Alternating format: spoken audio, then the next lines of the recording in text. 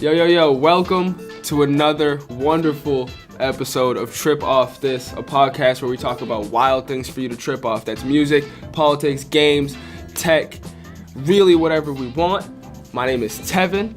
The person to my left, the face you're about to see, the voice you're about to hear is my main man, Josiah. Yo. And today, we have a very special guest. It's a very special episode. This episode is going to be kind of MMA-centric. We're big MMA fans here at the Trip Off This podcast. If you didn't know, now you know. We are here with a very special athlete. We are here with Arthur Mpofu. And Arthur Mpofu, and he is the Cage Titans 135 bantamweight champion. I don't think you guys watching at home know just how gangster that really is. Like, let me try to, all right, for the casual, now I've never fought, right? But I've done very light training, right? But I watch it every single weekend. I watch it like a straight up nerd. I'm watching MMA, UFC, hours a week, right? And like, MMA is a really, I'm just gonna rant a little bit. MMA is a really amazing thing to watch because you have to understand everything, I'd imagine, and I've heard other fighters talk about this, but everything in your body when you're walking out of the locker room, you have to understand you're about to get locked in a cage. There's no way out. You're about to get locked in a cage with you and another person of equal size and stature who has specifically been training to separate you from your consciousness. Like that, everything in your body when you walk towards that instinctually is telling you that you're walking towards danger. Your primal instinct is telling you, yo, fight or flight. And I feel like flighting right out of there, bro, most times, right? So let me just go to the professional in the house. Describe for the people who maybe have never seen an MMA fight in their life what that walk is like. So the walk, like the first time for me, what the crazy thing was it's like I started walking. I was fine when my coach was wrapping my hands. I was cool with it. There's no problem. I didn't care. I was like, yeah. He's talking to me. He's just like, you're going to go in there. He's just going to visualize. He's like, don't visualize them raising your hand. I'm like, okay, now you're telling me a lot. So then now we're walking down the stairs, and all of a sudden I'm just like, how did I get here? And like, what am I doing here? It's one of those things come up to you. But as soon as you hear the crowd, the thing is like he tells me, one of the most important things my coaches tell me is, don't get drawn into the crowd. Like, embrace it. Like, feed off their energy. Don't try to be too excited. So I kind of saw everybody. I was like, oh, wow, there's a lot of people here. And the lights, and I'm walking towards the cage. Now I'm nervous. Yeah, and especially because, it's one thing to all right, I'm an athlete. I've walked to a football field or a basketball court, and it's like, all right, I'm nervous because there's a lot of people watching in the stands, like you said. But the most embarrassing thing that could happen to me is what I get dunked on. That's worst case, worst case scenario. I get crossed up or someone catches a touchdown on me. But it's just such a different thing when I might get knocked out in front of everyone I know. I might get put to sleep in front of everyone I know. That nervousness. But it's about conquering that, I'd imagine. Mm-hmm. Yeah. So, how many fights have you had? I've had 4 fights. 4 fights. And your record? Is 4-0. 4-0. Never. Well, I had a Thai smoker I just kind of get the clear. So I had a Thai smoker. That's where I first initially started. Mm-hmm. And thereafter, because my coach is he's very smart with the whole game plan and getting ready for MMA. He's not going to just throw you in there. He's going to get you ready. You have to do some grappling tournaments. Important. You have to get some striking tournaments in there. So then we put it all together. The part that people really struggle with is blending it all together. Absolutely. I've noticed. Absolutely. And that's another thing for people who might not have a lot of MMA background or knowledge. We're talking about, there's so many different disciplines that go into what he does. There's Brazilian Jiu-Jitsu, boxing, kickboxing, Muay Thai, wrestling, Sambo. There's so many different styles in Taekwondo. Every type of it's mixed martial arts. It's every martial art you could imagine, the best, most effective strategies in that. And that's another thing you just hit on. I'm all over the place. But that's another thing you just hit on. Even though it's a one-on-one fight, right? Yeah. People fail to kind of understand most times that it's a team sport. You are so. Thought about that. It's a team sport. You have it's one person in the octagon for Yeah, a but ring. there's people, I guess. There's so many people behind you. There's your training partners, your sparring partners, your coaches, and again, you have coaches for every discipline that you train. Like Arthur just said, it's about combining that. He had to have kickboxing matches before he had his first MMA fight. And before he had his first MMA fight, he had to enter a grappling tournament, enter a jiu-jitsu tournament. It's so many disciplines, which is just kind of mind-bending to the average sports fan who just watches people play football. All you have to do is learn how to play football. You don't have to learn how to play football, soccer, baseball, and basketball, and then go into one thing where it's... That'd be a crazy sport. Yeah, that's like basketball. Yeah, like to the 10th degree. Something else I heard a fighter explain that was kind of weird was like, what was it like the first time you actually hit somebody? Okay, so this is all right. So when I walked in, I was like nervous before I got to the stairs. So as I walked in, I felt like I was at home. I was like, wow. I was like, this is where I belong. So then he's like, Arthur, you ready? He's like, Jameer, you ready? I can remember this. And then all of a sudden, it just spaced out, and I just focused on him. We're moving around, and he's throwing bombs. All I remember just weaving, getting out of the way. And then like I saw in slow motion, he was moving his head back and forth. And I was like, I'm gonna kick him in the head. So as the second time, he leaned, because he leaned to this side. As soon as he leaned to that, crack, made contact, and that was like, I just kicked him in the head with no shin guards. Yeah. And this is serious. And like all I just remember was just like, I gotta do something. I just grabbed on him, held him, and like he was just so rocked that like he just went down just by himself. Like think about that experience. That's so much different than somebody be like, yo, I caught the ball and then I was running and I made one guy miss and I scored a touchdown. He's just I just put my shin through somebody's temple. That's like and another thing that's crazy too is like, you're definitely gonna be able to speak to this, but like playing other sports, right? Like especially football. Like football, for the average person who's sitting at home, football has a culture of toughness, right? Like you're trained to play through injury. Like things are supposed to hurt, but they don't hurt bad enough for you to stop playing. Where I'm talking about injuries like a jammed finger, somebody steps on your foot. But like in MMA, the type of injuries that people will fight through, like, fam, if somebody breaks their nose in a soccer game or a basketball game, like they're not playing anymore. Like they're coming off, and like a sub is coming in, and like their night is over, right? Even football, like football, you break your hand, it's pretty much over. Like your team's gonna get you out of the game, and that's another thing too, because like I said, like the injuries that hurt but don't hurt enough to stop. I can only imagine that. Like people talk about banging shins on leg kicks. Oh, I have a nice little thing to show you guys. I'm gonna show it on. But it's right here. So it was worse than this. Yeah. So I got lazy during the fight checking his kicks, because that's like one of the things that like I like to do is to check people's kicks to kind of make them think of like stop kicking so much. Right. And this kid that I fought, the last kid I just fought, he just came back from Thailand. Yeah. And he was training at Tiger Muay Thai, so we all knew that he's gonna be very like Muay Thai-esque. He's going to be heavy on the kicks. He's going to be heavy on the combos. So our game plan was use the hands, check the kicks, and just keep lighting him up and take him down. So, like, one of the times, like, I got lazy because I started getting cocky during the fight and didn't care. I had my hands down. Like, that's a thing I need to stop. But I had my hands down, and I started checking the kick, and I got lazy with the check. And one of the times it went in. And it's funny because in the moment, like, you don't care about it. And it's funny because my coach had a bag of ice right after we're done, puts it on my leg. I'm like, looked at him, I was like, why put that on my foot? It was just like, you're gonna need it. So I'm just sitting there. I'm like, okay, I take it off. I'm like, okay. And then time goes off. I see the doctor. And then we do the interview after. And then I go upstairs, sit down, have a couple nips. You know what I mean? Like, because it's celebration. Yeah. And then after, I'm just like, okay. All right, I see what he means. I was like, where's that ice pack? Yeah. And another thing that happens to fighters a lot too that I see him, and this is just like my I definitely want to start training more, but like my idea of like things that hurt in an MMA fight, like my experience of it is just so minuscule to what it actually is. Like when I'm thinking about like, damn, what does it feel like to get kneed in the head, right? I think about like when I was like 12.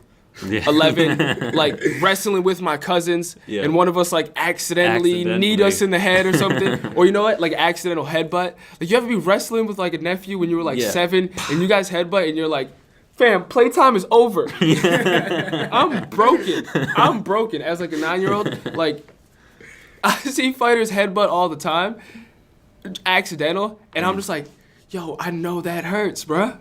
I know that hurts. And that's another thing too. Is like another thing about MMA, you definitely need to have a good poker face. Oh. Like I can imagine, like things must hurt like hell, and you just can't let anyone know it hurts like hell. Like That's hard. It's such a unique thing, yo. It's so. There's a reason I love watching it and like participating in it. It's Speaking of poker faces, I remember the first fight. So we were going in like the third round, and I was beating up this kid. Like I was dominating everywhere he wanted to go. He was standing up or dominating there. He started clinching with me, I dominated there. He started trying to go take down. I take him down, reverse counter wrestle him. Then it got to like the third round. I got very lazy. So I just didn't care, and like I'm all of a sudden I'm doing all this. I'm looking at him. I'm like switching stances, like messing with him, and then he throws a double. I seen it coming too, and I don't know why I didn't get out of the way. He throws like a double jab, and I was like, the cross is coming after that. Cross hits me, boom. All I remember was my head going back like this, and the whole crowd going, oh. And I ran into the cage, and I looked at him, and then he threw another one, and I sat there, looked at him again, and all I remember hearing my coach is, Arthur, you need to move out of the way now. So he threw like a hook, I weaved under, and then I looked at him, I was like, okay, all right, this is a fight. I'm going to bring the fight to you. And I was like, let's do this. Yeah. So he kind of like, I could just tell like in that moment, he was just like, I just hit this kid with everything I had, and now he's willing to fight me back. I'm nervous, so now I'm getting him to back up. All I remember was just looking at him, and then I was just like, running towards him, throwing a jab cross kick, and like he kind of just backed off. Yeah, it's crazy because this is another thing that you just alluded to, and that I hear MMA fighters talking all the time is like, you can, and you see it when you're watching if you have like a trained eye, but you can see when. You can literally see somebody else's will start to crumble away. Like their will to win, you can literally witness it disintegrate. Like, and he just described a sequence where it essentially did. I just hit you it's with, all mental, it seems like, I too. just hit you with everything I have, and you walked through it. So now what? And then you start pressuring, and it's just, you can literally break people. But I want to touch on something real quick that, again, because I'm assuming a lot of people, like, we're having a fairly in-depth MMA conversation, and we could be talking to people who have literally never seen a UFC fight, MMA fight in their absolute life.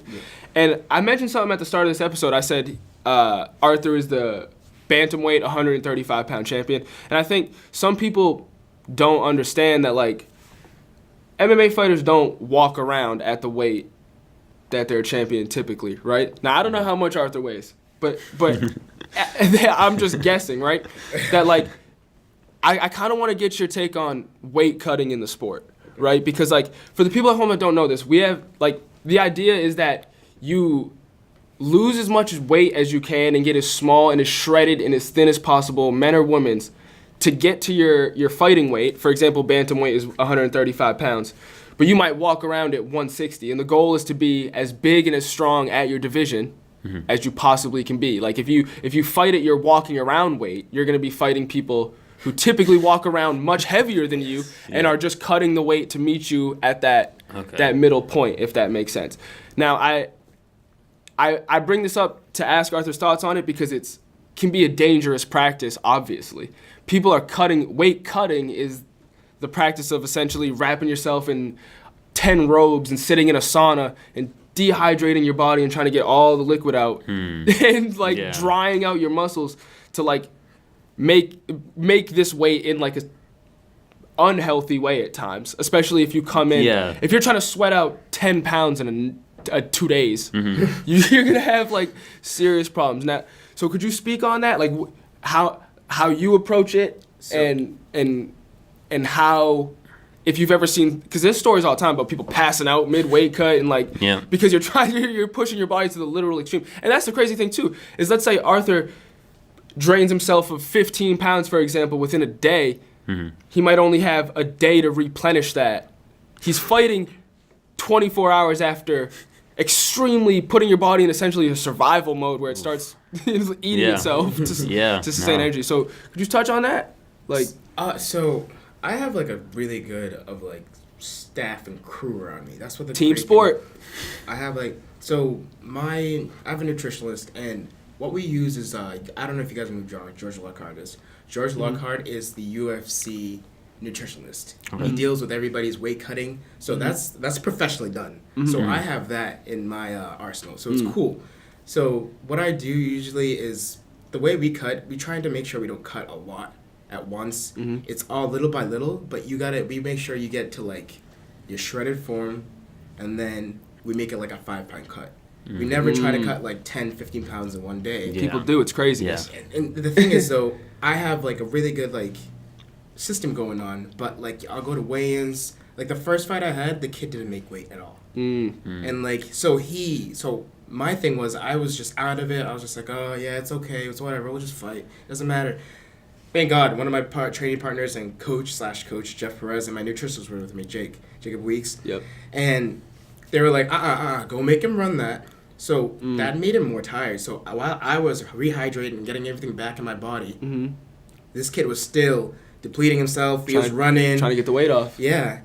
But the thing is, though, when we cut, it's all we're cutting is water. We're cutting water weight. Exactly. We're trying to make sure we don't cut any muscle, like, you know what I mean? Because Right. if we cut too much, that's not be good. Because the next day, you still got to fight somebody. Yeah, that's the You still got to craziest fight thing. somebody. Yeah. That's the craziest thing. And like you see, like I said, I'm a MMA UFC nerd, so I'll be watching the weigh-ins live, and you'll see it's crazy. You'll see people literally stay in on the weigh-in scale, right? Let's say a strawweight woman is trying to make 115, or a man is trying to make 155. You'll literally see them.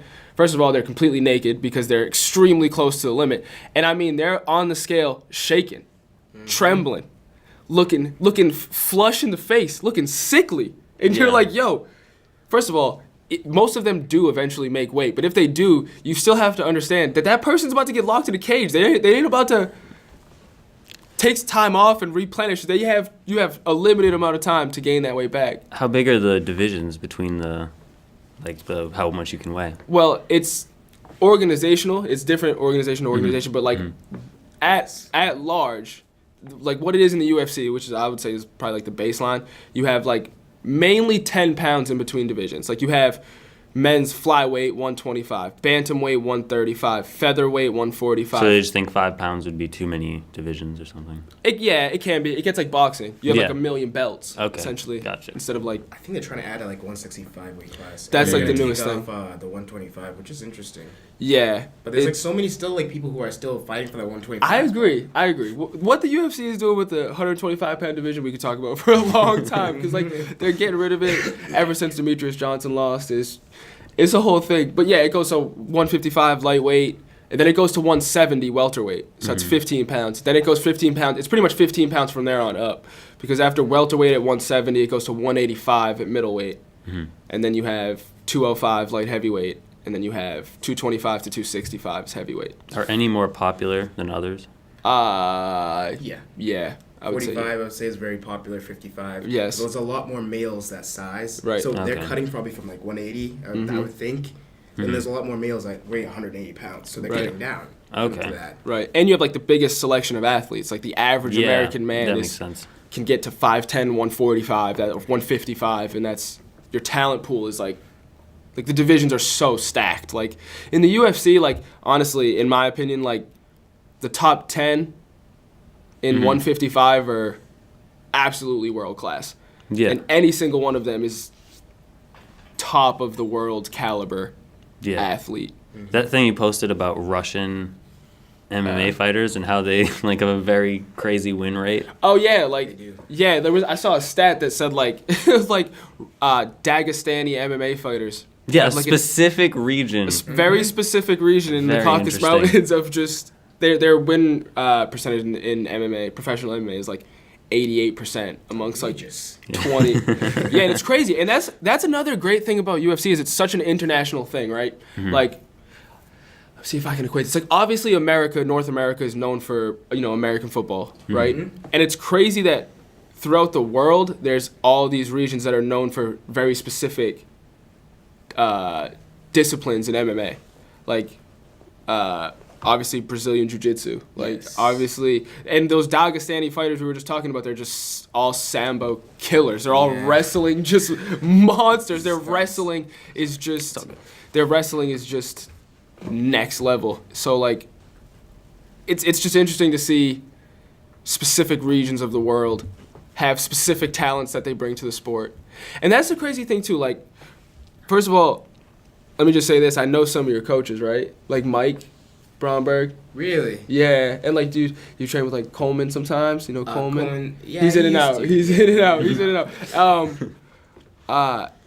Let me ask you how you break up your training. Like, how do you train? Are you jiu-jitsu practice Tuesday, Muay Thai practice on Thursday, wrestling on Friday, and then starting over, or are you like mixing it all together? Do you separate? Obviously, you separate your training. Like, you have a belt in jiu-jitsu. Yeah, I have a belt in jiu-jitsu. But the thing is, though, I was naturally able to put things together before. Like, a lot of people struggle with it. It's weird to think that. Like, I know there's a couple people that told me like, oh, I have a problem with like getting the MMA together, like trying to mix like the boxing, the kickboxing, and all that. I don't know. I can't just do it. And like, it's weird because I will train. It depends on how I feel. Like, on the type of person that I'm fighting, then I'll switch it up. Maybe I'll work on certain things. Maybe I'll work on certain things like grappling. Yep. Because sometimes I will be really hyper aggressively on jiu-jitsu. Maybe I'll be anti-jiu-jitsu. You know what I mean? I'll switch it up. Like, I'll be more looking for the land a lot of shots and sprawl and counter wrestle. Instead of me, like how it was the last fight I just had, the title fight. Yep. I was more like, okay, I'm going to throw a couple punches and shoot in. And then once I realized, I was just like, I could strike with this kid. So I just continued to strike with him. Right. It's just, now how much of your, how long are your camps typically? Like, how much are you, like, how much time are you giving yourself before you sign that bout agreement to the fight? Like, do you prefer like 4 weeks, 5 weeks, 6 weeks? Or will you take a fight on short notice? You'll take a fight on 2 weeks. First fight I took it on 2 weeks. I had 2 weeks Yeah. notice. I mean, obviously weight is important on that too. Like, you don't want to put yourself in a position where, like he said, you don't want to put yourself in a position where you have to cut 15 pounds in a week. It's not ideal, but... Yeah, the first fight, we were having a problem finding me opponents. Everybody would just pull out, back out, saying, no, I don't want to fight him. Could he find me another fight? And that was a big problem. So I just didn't, honestly, it kind of got me down because I was just like, I got ready for this, and I was training, and I was just like, oh, I'm going to have my first MMA fight. I was super excited. And everybody kept pulling out. But then, like, a couple of weeks before the event started, the promoter messaged my coach and said, hey, I have this guy from New York. He's looking for a fight at 135. We're like, boom, perfect. So then we took it, and that was it from there. Yeah, that's the start.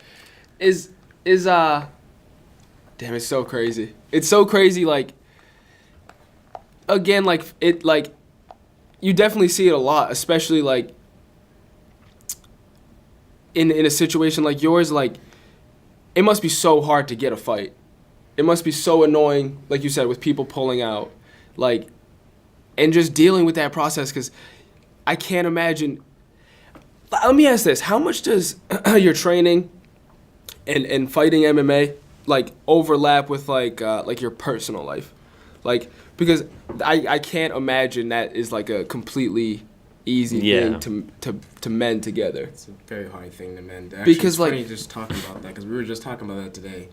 It's crazy because people don't see what the stuff fighters have to go through. Like, the weight cut, the being like, because your mood's changing because you're not eating as much. 100%. You're not drinking. You're hangry as a MF, bro. Gosh, and you're like thinking about this guy. You're like, I'm gonna go in there. Like, this guy's the reason why I'm not eating right now. And, like, I get frustrated with it.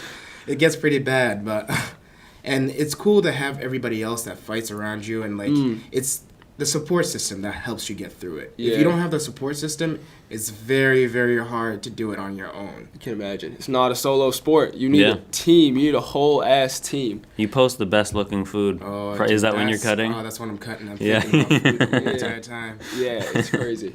Like, how much do you actually restrict yourself, like, during fight week? Like, are you down to, like, 1,000 calories a day or something crazy? Like, yeah, I really watch it. Like, I think on Monday, because I'll drink a bunch of water so that I can do the water flush. And then, because I'll start off with, like, on Sunday, I'll drink as much as water as I can. A pound of water. Keep pounding water. And then it goes down to, like, 2 gallons on Monday. And then slowly it just gets less and less. And then Thursday, we cut it off. Thursday night, we cut it off. And then we wait till the morning. I get in the sauna. I get that done. I mean, there's been only one time I didn't make weight. And that was that was really like depressing for me because going down those stairs, like I knew I was like tired too. I was going down the stairs, and I'm surprised I even had the energy to keep fighting, and I won that fight.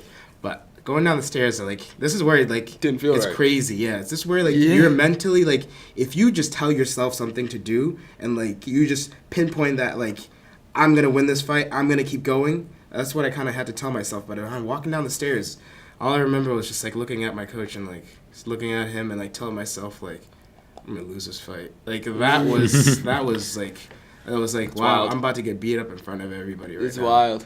And but I got into the fight and I was just like, you know what? Forget it. He's tired too. You know what I mean? Yeah. Like you're both tired. So Yeah. what does it matter? You're better than him. It's such a mental game. Yeah. It's such a mental game. Like the That's so average true.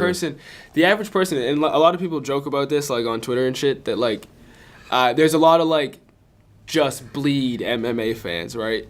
So I'm talking about the people who are just in the crowd, just like I don't care what happens, I just want to see blood, and I want to see someone get knocked out cold, like, and that's kind of a disappointing thing, honestly. That there's fans out there like that. In my personal opinion, I get it. It is entertainment, but like it is also an art form, and that's another thing that's so beautiful about it too. Was it Meryl Streep that like at the Grammys was like took a jab at MMA? She was like, fighting is not art or something. Oh, it was some crazy. Yeah, I remember that. Some crazy thing. Oh, it's not an art. Yeah. A bunch of stuff together that's like it's the way you're fighting. Like we're all like if I brought in everybody in here and I trained you guys for 6 months. Yep. Everybody in this room would be different. fighting totally different. Completely different. It's like painting. It's like it's human expression. And another thing that makes it beautiful too is it's so like in the moment. Yeah. It's so reactionary. It's so obviously you have a game plan in there and you're trying to do what you're trying to do, but it's like split second, game of inches, for mistakes. real. You can't make a mistake. Have to be like, and that's another thing too. People talk about like being in a flow state. Like you've been talking about your fights and you like it's. I almost said it when you brought it up, but it's interesting that you hear your corner. Yeah. Like I've always wondered about that. Like how much do you actually hear your corner? You can't. I'd imagine you can't hear your corner while you're mid combination, right? Or like while your guard is up and while you're thinking body kick. Are you hearing your corner? Are you differentiating your corner from their corner? Like all that's going on. Yeah. The thing is like. I have really good listening skills. That was one of the first things when we had the jiu-jitsu tournament. My coach was like telling me, and I'm like looking at him the whole time, like as we're doing stuff, and he was just like, "Wow, you listen very well." That's like a thing, and also your brain is like it's weird how weird your brain is, and it forgets stuff. Like I got hit with an overhand, and I remember telling my friends like, "I didn't get hit with that." They're like, "It's so weird how your brain like unregisters things, like to make sure it like protects you, Blocks it off." And like it's the part where like the listening part. It interests me because like I can pick up on important things. I can pick up on the most important things. Like, even in the heat of the moment. especially when it was weird because we were on the other side of the cage on his side of where his corner was. So you're like and I was 20 mounted. feet away, 15 feet away from your corner at this point. Yeah, and I'm far away from I can still hear my coach, but for some reason, something registered in me to like listen to his corner.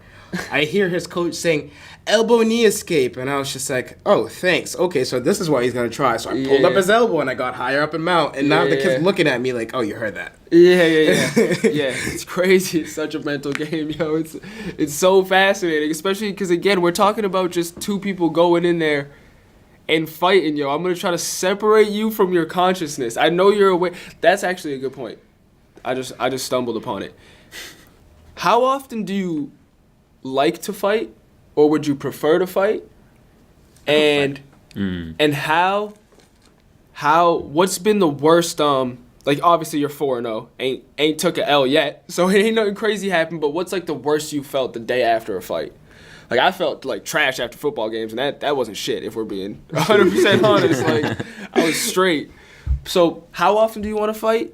Ideally, Honestly, if you ask me personally, I'll fight every week. yeah, I'll fight that's- every week. See, this is why it's a team sport. You just can't be out here every week, bro. I can't be out here every week, but the thing is, though, what's realistically, I was different than other amateurs because usually they'll take a fight and they'll take a break, a couple of months off, or they'll take like 3 to 4 months off, and then they'll fight again. I was fighting every month or every other month, pretty much. You know what I mean? Which is not the best, but that's insane. Because the thing is, I wasn't taking damage.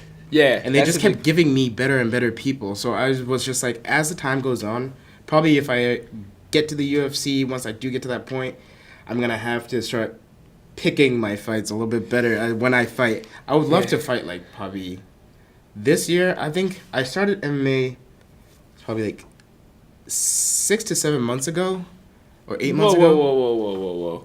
You started training 8 months ago, bro? Started training MMA 8 months ago. Okay. I did. Thanks for. I was like, bro, first time you threw a punch was 8 months ago. This podcast's about to be over right now. What? No. That'd be crazy. That'd be crazy. Yeah. I started like actually because before, you know how I said my coach, he wants you to have all the disciplines and wants you to be fundamentally set in every position, because wherever they bring you, you got to have an answer. You don't want to get brought to the ground and then you start looking like a fish out of water. You're sitting there like, wow, this guy's holding on to me. I have nothing. I can do nothing. Yeah. He wants us to have an answer to everything. That's why I agree with Coach Stephen Whittier's method. It's the best method. It's the SPG method. That's how Conor McGregor fights for the same organization we fight for. Just recently, I was out in Atlanta training with John Kavanagh. That is Coach. That's Conor McGregor's coach.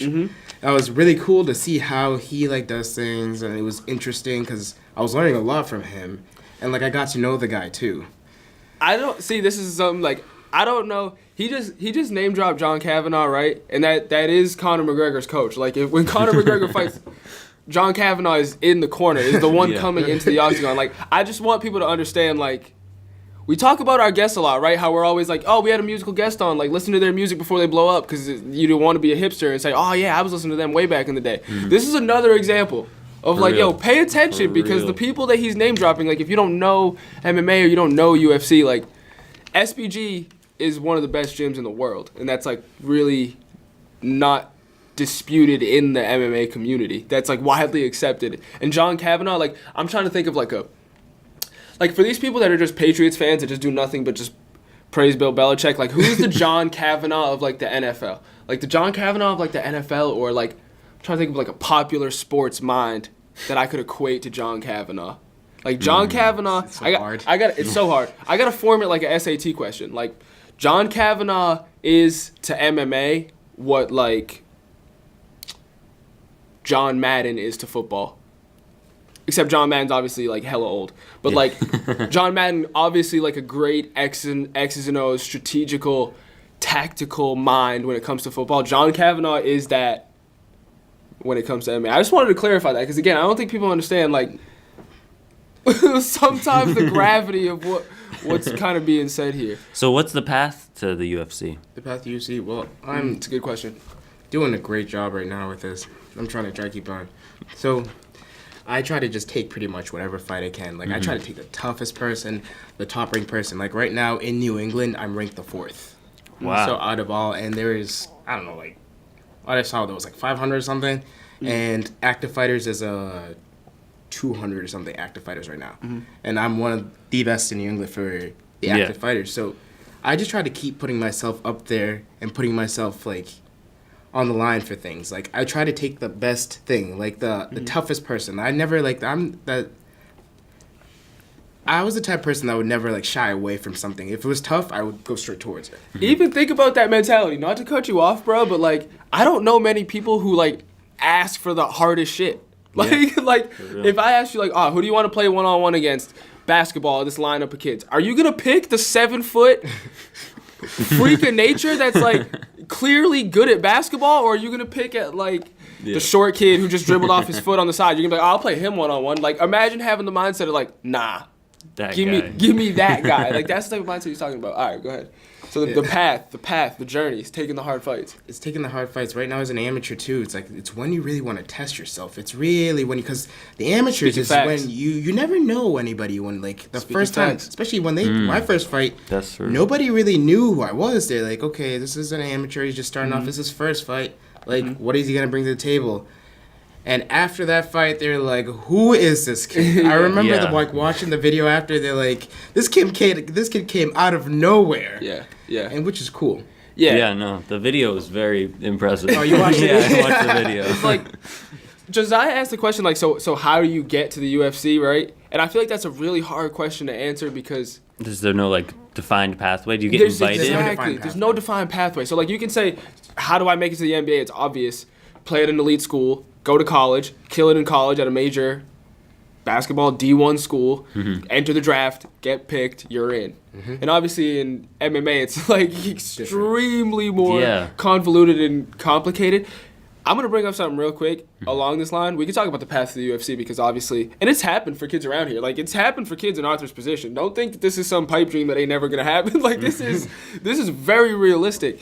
Because UFC has scouts all over, and they pay attention to smaller organizations and champions and who's doing what. But I just want to make a point that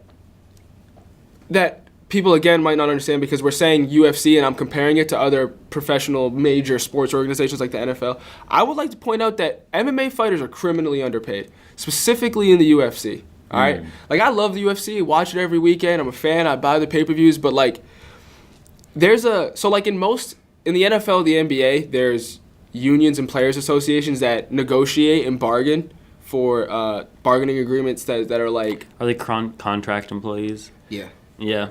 It's like wrestling? Yeah.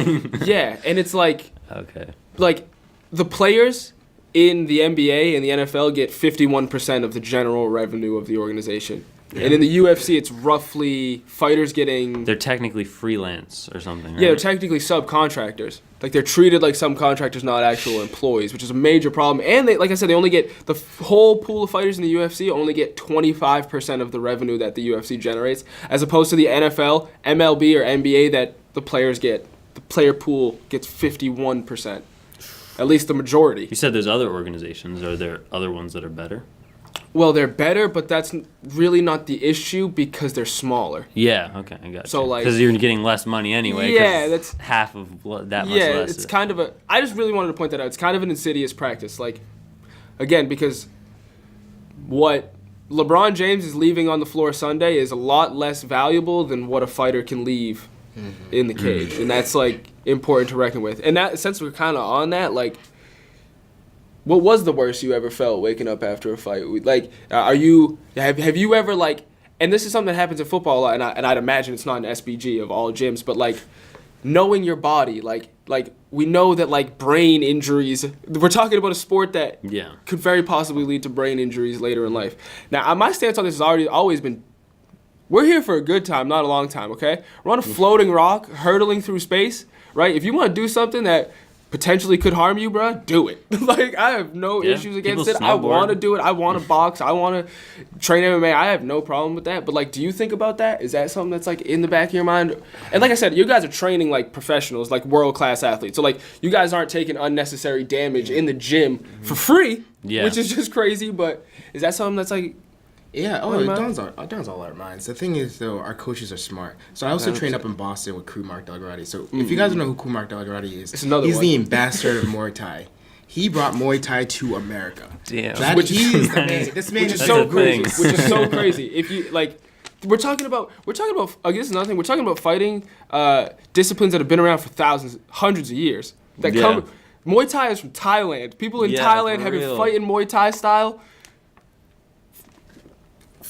since they were babies. Yeah, for hundreds of years. Like, you hear about people in Brazil, you're born and they put a soccer ball in your crate and you just start playing soccer. It's like, in Thailand, you're kicking down banana trees or something, like, by 8. All right? Like, we're talking about cultural things. So, him bringing up Delgarati is just another one. It's like, you guys got to understand, we're talking about, like... Legit people. Legit ambassadors in the sport that you can Google and my bad, I keep cutting you off. But no. Talk about the training. I love how much you know. Talk about the training methods of it. Like, of avoiding unnecessary damage in training so that you don't have these long-term injuries. So, since I have all these, like, world-class coaches around me, but the cool thing is there's been trial and error. And as the more the sport starts to grow and the more the sport starts to get popular, the smarter everybody starts to get. So, instead of, like, old school way was we go in there and we go bang, we throw hands and they fight. Right, hard spar 3 times a week or something crazy. Yeah, they go with a lot. But now we only have, like, a hard sparring, like, certain times a week. It's once a week or twice a week. You know what I mean? It's never more than 2 hard sparring sessions. Right. And we don't spar. Like, even when we use the MMA gloves, we're pulling everything. Exactly. And we practice light, and we don't practice sparring every time because you're not going to get better from just me and you fighting because we're not going to be really practicing. Right, We're gonna well- be more trying to beat each other. You know what I mean? Yeah, So there's yeah. no learning. And the way we do it is we have a lot of drilling. Like if we drill specific things that would happen in a fight, like wall work. Yep. Learning how to fight against. Most of you guys don't know. Fighting against a wall and having another human being on top of you against a wall, it is one of the hardest things to do to get somebody off it. It looks like, oh, they're just sitting there, they're chilling. Yeah. No, So this much person's going on. driving into you to take you down. Like, there's no saying about it. And you feel it. You Right. feel there's so many different types of body types in MMA that you feel. Like, you can feel somebody that's just, like, quick and active. Then you feel those people that are clampy, and as soon as they get a hold of you, you're like, oh, okay, this is what everybody's been talking about. You're strong. Yeah. But we're very smart about how we train. Like we're specific. Like we'll drill like wall work. We'll drill like grappling. We'll drill like hitting on the ground. But we're not smashing each other. We're practicing. Yeah, exactly. We'll You're not add leaving the gym resistance. concussed every day. No. Like You still gotta continue because especially when you get to the higher levels, this is your job now. Yeah. This is how you make money. This How is you how feed you your feed your family. families. Yeah. You know what I mean? So why are you gonna hurt yourself or why are you gonna put yourself through that? You know what I mean? And it's crazy because he's saying, like he said, we train with professionals, we train world class, and he alluded to it. Arthur alluded to it. People didn't train like that for a very long time. Like there were a lot of there's like notorious gyms. I can't really think of them off the top of my head that are like professional gyms that are like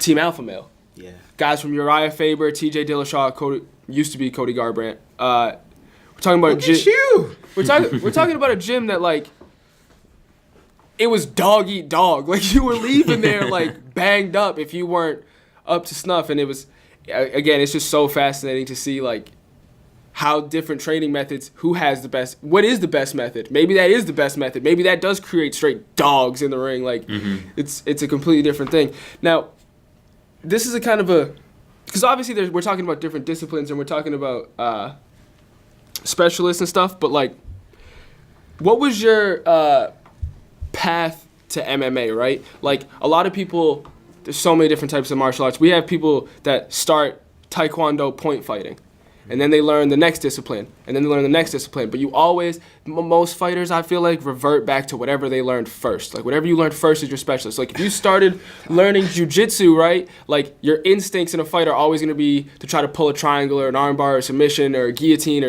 because that's like so deeply ingrained in you, right? Yeah. What was your disciplinary path? See, Like, did you start boxing at 12 and then it became jiu-jitsu at 14 and then like... so this I is feel like the you funny started thing. when you were at Cozy. Kinda. So, I'm a rare case. I wasn't like the kid that started karate when he was young. I wasn't like I did boxing all my life. I wasn't like I did jiu-jitsu all my life. I kind of like, I went into the gym. I picked up the things I like. I was able to pick up a lot of things. What got you in the gym? Why'd you go to the gym for the first time? I don't know. I just was because I've always seen it and I always wanted to do it. And then I had my friend Elijah. He's like my best friend. That's like my brother. He got me into it. He's like, dude, you should definitely try this. Or like it's you would love it. Yeah. Like a little bit at first, I was like, I don't really want to do that. Learned a little bit of what? Like try out jiu-jitsu, try out Muay Thai. Okay. And like, so I did the foundations class. I was like, wow, I love this stuff. So I started going a lot. And then the coach came up. He's like, you ever think you would ever want to fight? And then I was just like, I don't know. So then one day I came up to him. I was like, I want to fight. He's just like, all right. He's just like, follow my methods. Yeah. And I'll take you there. Yeah. It's great coaching. That's great under your wing coaching from like, again, some of the best minds. It seems super professional there. Yeah, Especially from the absolutely. Facebook page. Like, you guys we post treat it. great content. The thing is, though, we're not like every MMA gym. We allow everybody. Like, it could be soccer moms. It could be kids who don't really want to fight. It could be guys that are working a self-defense, 9-to-5 job. Or it could be people like me that are fighters. Yeah, You know what I exactly. mean? So it's cool. So we have, like, it's a great organization that SBG has formed. It's amazing. Like, I went down to an SBG camp. That's where John Kavanaugh was and all these guys. And it was cool to see. I'm like, oh, a lot of these guys run these camps the same way. They train their guys the same way. And they have the same method and same approach to it. That's why we all have success. Like we all we don't have much fighters at SBG, but what we have is quality. I believe it. Everybody I believe it's a has great gym. Jeff Perez. That was one. And this is in Wareham. We're talking about Yeah, for the for real. Wareham You for could go there. WCTV. Well, yeah, you could go there. Go We're there. talking about Go a there. place. Talking about a place 5 minutes down the road. This ain't best place. far away. Yep. Just 5 minutes down the street. Let's wrap it up on maybe like a lighter note, funny note. Like, I just want to know what's that reaction like. Like, how many times have you been like? Let's say you're 3-0, you just won your third fight, right? And you guys are out celebrating, like, let me know how many times has someone been like, oh, word, you're a fighter, huh? Yeah, like, we would have won state championships if coach put me in, but what, you box a little bit? Yeah, Oh God. I've thrown my hands a little bit. Like, what's the closest you've had to come to banging out an amateur somewhere? Like, do you get that? Do you feel that energy? I feel that energy. It's not. It happens, but not too much lately. But like, it happens the most in the gym because we'll come in, guys. Yeah. Oh, I'm a street fighter. I've done this. And we're You're like, all right, oh, yeah, really? word, Yeah, really. Yeah. And we hear that a lot. And it's like people come in, they'll like tell us this, and my coach will kind of look at like, oh, did you? And we'll have to almost like go with them, kind of show them like this stuff works. Mm-hmm. yeah, definitely. But I will be fighting on June 15th. Shout it out.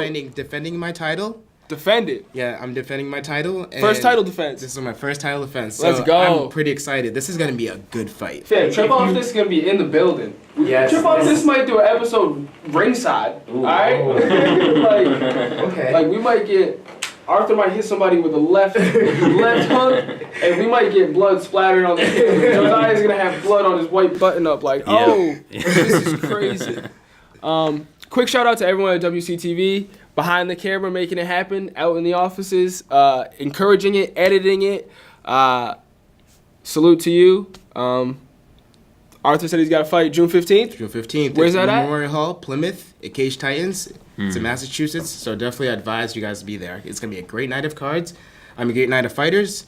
There's going to be some UFC vets in there, like Joe Giannetti. He's trying to get back into the UFC. Bro, somebody said I look like Joe Giannetti.